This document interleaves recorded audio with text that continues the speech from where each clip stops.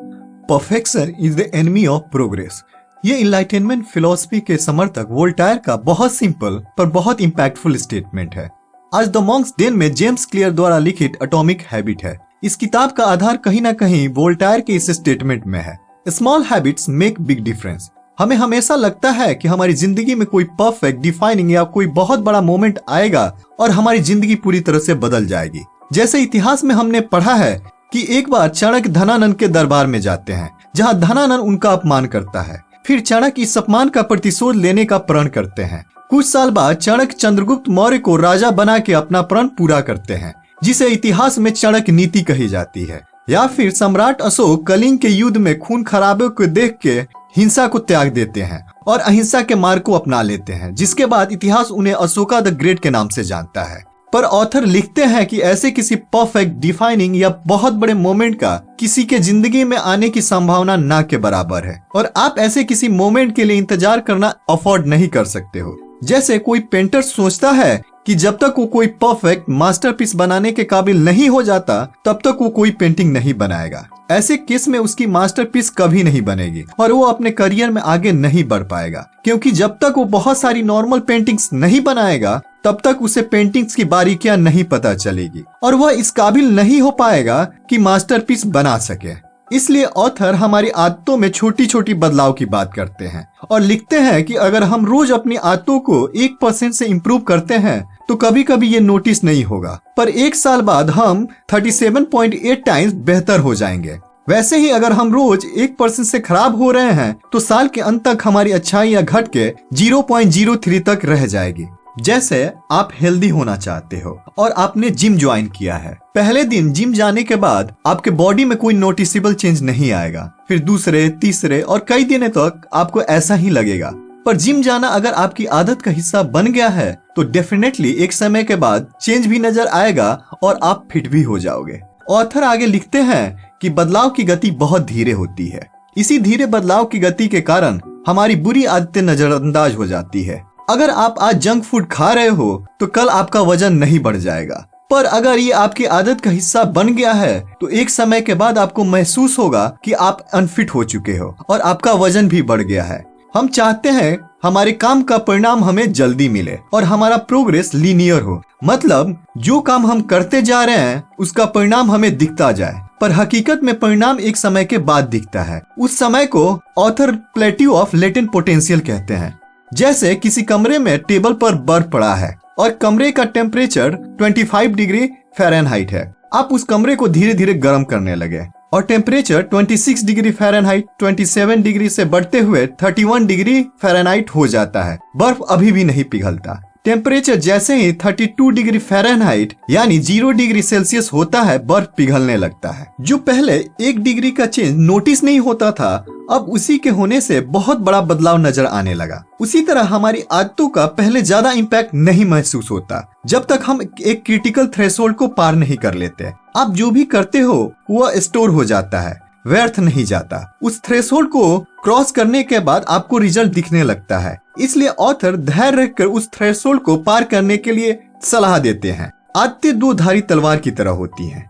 समय आदतों को कंपाउंड इंटरेस्ट की तरह इंक्रीज करता है, चाहे आदतें अच्छी हो या बुरी हो। कुछ समय बाद उनमें इंक्रीज होगा ही, और आपकी आदतें आपकी जिंदगी की दिशा और दशा तय करती है। इसलिए अच्छी आदतें बनाना बहुत जरूरी है। अच्छी और बुरी आदतों के बीच क्या अंतर है, और कोई आदत अगर बुरी है तो हम उसे क्यों करते हैं? ऑथर लिखते हैं कि आदतें चाहे अच्छी हो या बुरी हो, किसी ना किसी तरीके से हमारे काम आती है, इसलिए हम उसे करते हैं। जैसे सिगरेट पीना एक बुरी आदत है, पर लोग इसे फिर भी पीते हैं क्योंकि कुछ समय के लिए स्ट्रेस रिड्यूस करती है। नॉर्मली बुरी आदतों का रिजल्ट हमें जल्दी मिल जाता है, इसलिए हमें इन्हें अपनी जिंदगी से निकालने में कठिनाई होती है। और अच्छी आदतें जैसे हेल्दी खाना, मेडिटेशन करने का रिजल्ट एक समय के बाद दिखता है, इसलिए इनको बनाने के लिए धैर्य की जरूरत है। बुरी आदतें भले ही इंस्टेंट रिजल्ट देती हो, पर इनका नेट आउटकम निगेटिव होता है। ये लॉन्ग टर्म में हानिकारक होती हैं। उसी प्रकार अच्छी आदतें शुरू में किसी काम की नहीं लगती क्योंकि इनका परिणाम नहीं दिखता है, पर इनका नेट आउटकम पॉजिटिव होता है और लॉन्ग टर्म में ये फायदेमंद होती हैं। किन किन कारणों का आदतों पर प्रभाव पड़ता है? पहला, लक्ष्य पर नहीं बल्कि उसके करने के तरीके पर ध्यान दे। ऑथर लिखते हैं कि एक विनर या लूजर दोनों का गोल एक ही होता है। जैसे हर ओलंपियन गोल्ड मेडल ही जीतना चाहता है, पर अंतर उनके काम करने के तरीके में होता है। उसने किस इंटेंसिटी और कंसिस्टेंसी के साथ ट्रेन किया है, कैसे अपने डाइट को मेंटेन किया है और कैसे कोच के गाइडेंस में ट्रेन किया है, एटसेट्रा। आप अपनी गोल को तभी अचीव कर पाओगे अगर आपका काम करने का तरीका उसके हिसाब से है। अगर आप किसी एग्जाम को क्रैक करना चाहते हो पर आप अपना ज्यादा समय फोन चलाने में वेस्ट करते हो, या फिर उसके सिलेबस पढ़ना प्रोक्रेस्टिनेट करते हो कि कल से पढ़ूंगा, कल आने पर कहते हो कि कल से करूंगा, तो आप अपने गोल्स को नहीं अचीव कर पाओगे। गोल्स आपकी जिंदगी को एक दिशा देने के लिए जरूरी हैं, पर उससे भी जरूरी सिस्टम है जो उस गोल तक पहुंचाएगा।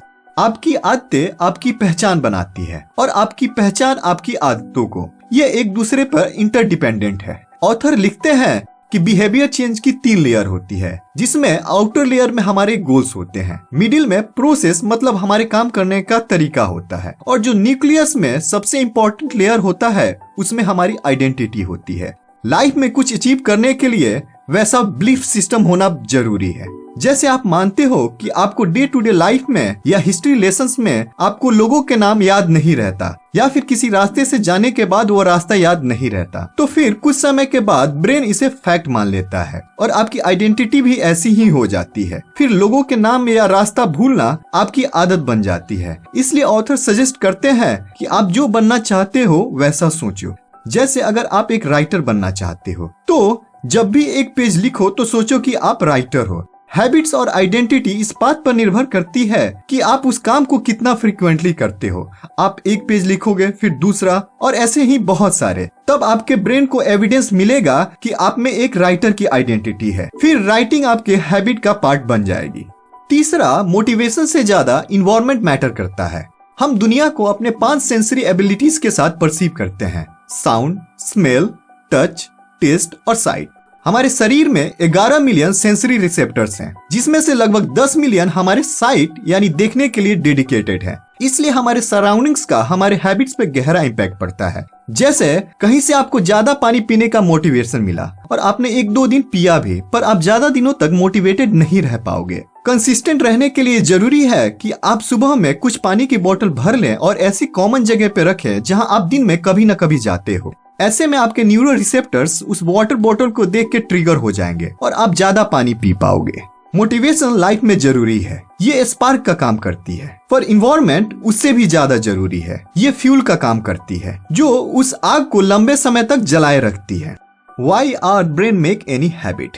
हमारा ब्रेन कोई हैबिट इसलिए बनाता है कि वह बिना ज्यादा सोचे उस काम को ऑटोमेटिकली कर सके और अपने को किसी दूसरे इंपॉर्टेंट काम के लिए रेडी रख सके। जैसे आप बाइक चलाना सीखते हो तो उस समय आपको ध्यान देना पड़ता है कि कब क्लच लेनी है, कब गियर दबानी है और कब एक्सेलरेट करना है। पर कुछ समय बाद जब ये आपकी आदत का हिस्सा बन जाता है तो इन चीजों पे ज्यादा ध्यान नहीं देना पड़ता और बाइक स्टार्ट करते ही ब्रेन इन कामों को एक तरह से ऑटोमेटिकली कर लेता है और इस बात पे ज्यादा ध्यान देता है कि बाइक चलाते वक्त किसी एक्सीडेंट से कैसे बचा जाए। कैसे कोई आदत काम करती है? हर हैबिट 4 स्टेज से होकर गुजरती है, क्यू, क्रेविंग, रेस्पॉन्स और रिवार्ड। सबसे पहले क्यू यानी संकेत होता है। ये हमारे ब्रेन को किसी काम की शुरुआत करने के लिए ट्रिगर करता है। जैसे आपको टीवी पे कोई शो देखना है, उसके लिए टीवी का रिमोट आपके लिए क्यू यानी संकेत का काम करता है। सेकेंड स्टेज है क्रेविंग यानी लालसा या इच्छा। ये किसी भी हैबिट के लिए मोटिवेशनल फोर्स का काम करता है। आपको किसी हैबिट की क्रेविंग नहीं होती, बल्कि आपके अंदर जो वो बदलाव लाती है उसकी क्रेविंग होती है। जैसे आपको सिगरेट पीने की क्रेविंग नहीं होती है, बल्कि उसे पीने के बाद जो स्ट्रेस रिलीज होता है उसकी क्रेविंग होती है। थर्ड स्टेज है रिस्पॉन्स। ये एक्चुअल हैबिट है जो आप करते हो। आपका रिस्पॉन्स इस बात पर निर्भर होता है कि उस काम को करने के लिए आप कितने मोटिवेटेड हो या उसे करने में आपको कितनी दिक्कत आती है। अगर कोई काम करने के लिए जितना मेंटल या फिजिकल एफर्ट आप लगाना चाहते हो उससे ज्यादा लगता है तो उस काम को आप नहीं करोगे। फोर्थ स्टेज है रिवॉर्ड। ये किसी हैबिट का एंड गोल होता है। हम रिवार्ड का पीछा इसलिए करते हैं कि ये हमारे क्रेविंग को सेटिस्फाई करता है। जैसे आपके जॉब में प्रमोशन होता है तो आपको पैसे और समाज में रेस्पेक्ट की क्रेविंग सेटिस्फाई होती है। दूसरा, रिवार्ड हमें सिखाता है कि फ्यूचर में कौन सा काम याद रखने लायक है, क्योंकि हमारा ब्रेन रिवार्ड डिटेक्टर है। ये वही काम करना चाहता है जिससे हमें आनंद मिले। हैबिट के ये चारों स्टेज एक लूप में होते हैं जिसे ऑथर हैबिट साइकिल कहते हैं। जैसे आप मार्केट में एक मिठाई की दुकान को देखते हो, ये आपके लिए एक क्यू हो गया। आपको मिठाई खाने की इच्छा हुई, ये क्रेविंग है। आपने मिठाई खरीदा और खा लिया, यह आपका रिस्पॉन्स है। इसे खाने के बाद आपकी भूख मिट गई और आनंद आया, यह रिवार्ड है। फिर आगे जब भी इस क्यू को देखोगे, आप में मिठाई खाने की क्रेविंग होगी और आप रिस्पॉन्स करोगे, फिर आपको रिवार्ड मिल जाएगा और ऐसे ही मिठाई खाना आपकी आदत का हिस्सा बन जाएगी। हैबिट साइकिल के इन्हीं 4 नियमों से हम अपनी कोई बुरी आदत छोड़ सकते हैं या अच्छी आदत बना सकते हैं। How to create good habit. First law, cue make it obvious. Japanese railway system world की वन ऑफ द बेस्ट मानी जाती है। जब भी कोई ऑपरेटर ट्रेन चलाता है, वो पॉइंटिंग एंड कॉलिंग मेथड को फॉलो करता है। जैसे सिग्नल की तरफ इशारा करते हुए कहता है कि अब ये ग्रीन हो चुकी है। फिर कुछ देर बाद स्पीडोमीटर की ओर इशारा करते हुए एग्जैक्ट स्पीड कहता है और ट्रेन की टाइम टेबल को देखते हुए करंट टाइम बोलता है। वैसे ही प्लेटफॉर्म पर सारे स्टाफ इस प्रोसेस को फॉलो करते हैं। ये सुनने में थोड़ा अजीब लगता है, पर ये बहुत एफिशिएंटली काम करता है और पाया गया है कि पॉइंटिंग एंड कॉलिंग मेथड से 85% एरर्स और 30% एक्सीडेंट कम हो जाते हैं। हमारा ब्रेन हमारी आदतों को ऑटोमेटिक अनकॉन्शियसली करता है, जिससे बहुत सारी बुरी आदतों पर हमारा ध्यान नहीं जाता और जब तक हम इसे कॉन्शियसली पॉइंट आउट नहीं करते तब तक बदलाव नहीं होता है। इसलिए ऑथर हैबिट स्कोर कार्ड बनाने के लिए कहते हैं, एक पेज में आज जो आपकी सारी आदतें हैं उसे लिखो और इमेजिन करो कि फ्यूचर में आप कैसा बनना चाहते हो। फिर जो आदतें वैसा बनने में आपकी मदद करती हैं, उसके सामने पॉजिटिव का साइन मार्क करो, वो अच्छी आदतें हैं। फिर जो आदतें वैसा बनने में आपको रोकती हैं, वो बुरी आदतें हैं, उसके सामने निगेटिव का साइन मार्क करो। और जो आदतें न्यूट्रल है, उसके सामने इज इक्वल टू का साइन मार्क करो। जैसे आप सुबह लेट से जगते हो, इसके सामने निगेटिव। फिर फोन चलाने लगते हो, इसके सामने निगेटिव। वॉशरूम जाते हो, इज इक्वल टू। योग करते हो, पॉजिटिव। रोज नहाते हो, पॉजिटिव। किसी भी बिहेवियर को चेंज करने के लिए उसकी क्लैरिटी होना बहुत जरूरी है। Habit stacking. हम ऑफन अपनी आदतों को एक पर्टिकुलर ऑर्डर में करते हैं, जैसे वॉशरूम से आने के बाद ब्रश करना, ब्रश करने के बाद नहाना, एटसेट्रा। हम जो नई आदत सीखना चाहते हैं, उसे अपनी किसी पुरानी आदत के साथ अटैच कर सकते हैं। जैसे आपको सुबह में चाय पीने की आदत है, तो आप कहोगे कि चाय पीने के बाद मैं 10 मिनट का मेडिटेशन करूंगा। अब चाय आपके लिए मेडिटेशन के क्यू का काम करेगी। क्यू हमारे हैबिट को शुरुआत करता है और ये जितना हमारे आसपास में विजुअल होगा, उससे एसोसिएटेड हैबिट को करने के उतने ही चांसेस हैं। वैसे ही अगर कोई बुरी आदत आप छोड़ना चाहते हो, फिर उसके क्यू का एक्सपोजर उतना ही कम करना पड़ेगा। जैसे आपको पढ़ते या काम करते हुए फोन पे टाइम वेस्ट होता है, तब आपको फोन को साइलेंट करके किसी दूसरे कमरे में रखना चाहिए। Second law, craving make it attractive. हमें किसी भी चीज की क्रेविंग डोपामिन नाम के न्यूरोट्रांसमीटर और हार्मोन के कारण होती है। इसे प्लेजर हार्मोन भी कहा जाता है, पर ये मोटिवेशन के काम भी आता है। जितना ही डोपामिन का लेवल बढ़ता है, उतना ही हमारी क्रेविंग बढ़ती है। डोपामिन बस प्लेजर मिलने पर ही नहीं, बल्कि उसके एक्सपेक्टेशन में भी बढ़ता है। जैसे कोई गैम्बलर बेट जीतने के साथ साथ जब वो बेट लगा रहा होता है, तब दोनों टाइम उसका डोपामिन बढ़ता है। इस तरह आप कोई आदत लगाना चाहते हो, उसके साथ वो चीज करो जो आपको अच्छा लगता है।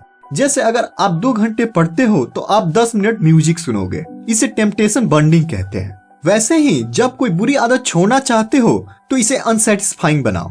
जैसे आपको सिगरेट पीने की क्रेविंग हुई, तो अपने ब्रेन को बार बार कहो कि इससे स्ट्रेस रिलीज नहीं होता, बल्कि ये नर्व्स को और डिस्ट्रॉय कर देता है। आप इसके बिना रह सकते हो। स्ट्रेस रिलीज करने के लिए आपको इसकी जरूरत नहीं है। रिपीटेड थॉट से आप अपने ब्रेन को इसके लिए प्रोग्राम कर सकते हो। Third law, response make it easy. किसी काम को करने में हमें जितनी ज्यादा कठिनाई होती है, उतना ही कठिन उसे अपनी आदत का हिस्सा बनाना होता है। जैसे अगर आप जिम जाना चाहते हो, तो अगर आप पहले से ही workout clothes, shoes, gym bag और वाटर बोतल एक जगह पे रखा है, तो आपको जिम जाने में ज्यादा कठिनाई नहीं होगी। अगर ये ऑर्गेनाइज नहीं है, जैसे कभी आपके सॉक्स नहीं मिल रहे, कभी आपके ग्लव्स का पता नहीं, फिर जिम जाने से पहले आपका मन बदल सकता है और छोड़ो कल से चलेंगे की थॉट आ सकती है।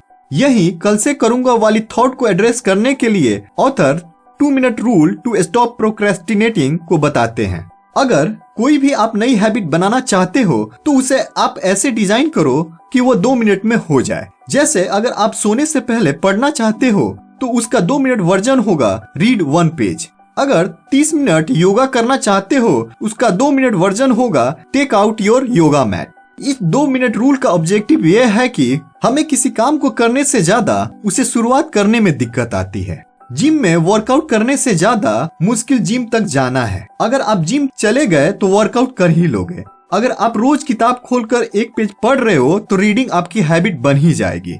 अगर आप कोई बुरी आदत ब्रेक करना चाहते हो तो उसे करना उतना ही डिफिकल्ट बनाओ। जैसे आप टीवी देखने के बाद रिमोट से बैटरी निकाल सकते हो और टीवी और केबल के प्लग को अलग अलग कर सकते हो। इससे आपकी क्रेविंग बहुत ज्यादा होगी तभी आप टीवी देखोगे। 4th law reward make it satisfying. हम उस काम को ज्यादा करने के लिए रेडी होते हैं जिसका एक्सपीरियंस सेटिस्फाइंग होता है। जैसे कि अच्छी आदतों का रिजल्ट ऑफन देरी से मिलता है पर हमारा ब्रेन इंस्टेंट ग्रेटिफिकेशन चाहता है। इसके लिए हम जब भी अपने किसी काम को अपने आदत का हिस्सा बनाना चाहते हैं तो हर बार उसे करने पे अपने को रिवार्ड दें। जैसे आप हेल्दी होना चाहते हो और जब भी आपको फास्ट फूड खाने की क्रेविंग हुई और आपने नहीं खाया तो आप अपने एक अकाउंट में किसी ट्रिप के लिए 100 रुपए ट्रांसफर करोगे। ये आपको इमीडिएट सेटिस्फेक्शन देगा जिससे आप किसी आदत को शुरुआत के दिनों में उस थ्रेशोल्ड तक बने रहोगे जब तक इसका रिजल्ट दिखने नहीं लगता। और कोई बुरी आदत छोड़ना चाहते हो तो उसे अनसेटिस्फाइंग बनाना होगा। इसके लिए आप अकाउंटेबिलिटी पार्टनर रख सकते हो, चाहे वो आपकी वाइफ हो या कोई और फैमिली मेंबर। जैसे आप सुबह में जल्दी उठना चाहते हो और आप जिस दिन नहीं उठ पाए उस दिन आपको अकाउंटेबिलिटी पार्टनर को 100 रुपए पनिशमेंट के तौर पर देने होंगे और उस दिन घर के सारे काम आप ही करोगे। किसी काम को ना करने से ज्यादा उसका पनिशमेंट होना चाहिए। इसी से आप उस काम को स्किप नहीं करोगे। आप अपने फोन के कैलेंडर को हैबिट ट्रैकर की तरह यूज कर सकते हो जिससे इनिशियल डेज में आपको आइडिया रहेगा कि आप किसी हैबिट को लेके कितना प्रोग्रेस कर रहे हो।